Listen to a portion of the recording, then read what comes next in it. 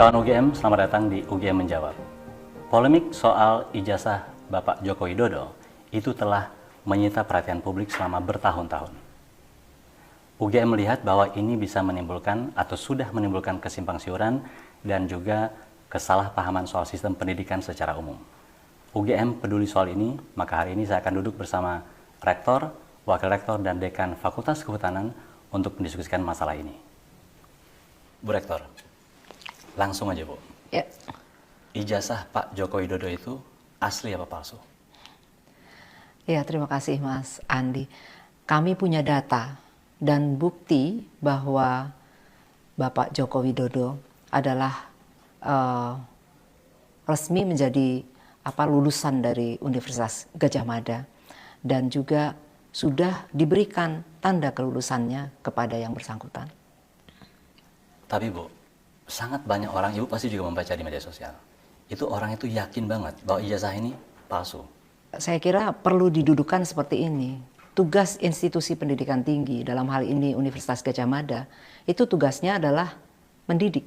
Ya. Jadi proses pendidikan itu kami mempunyai bukti dan dokumen yang lengkap terkait dengan hal tersebut. Ya. Dan sedangkan untuk yang kaitannya dengan ijazah, itu tentunya diberikan setelah yang bersangkutan menyelesaikan proses pendidikan itu secara baik dan sesuai dengan persyaratannya, dan diserahkan pada saat wisuda kepada yang bersangkutan.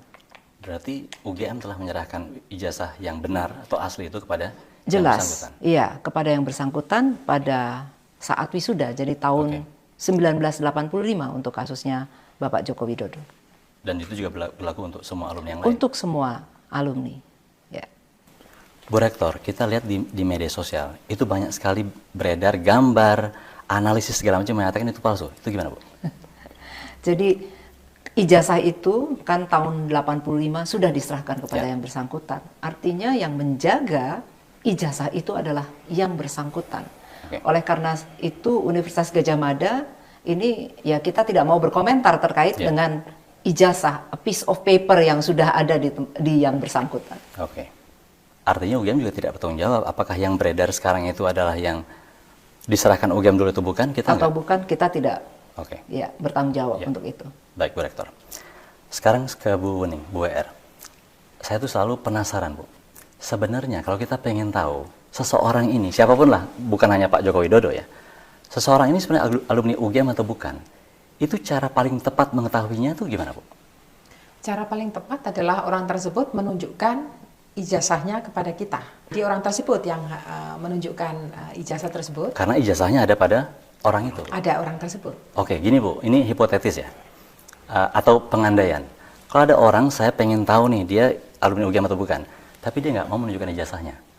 Sejauh mana UGM bisa membantu atau bisa mengklarifikasi itu?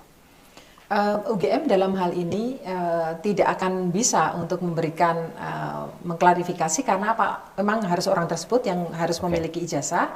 Dan kemudian kalau misalnya saya ingin tahu nih orang ini alumni atau bukan, kita terbentur pada peraturan.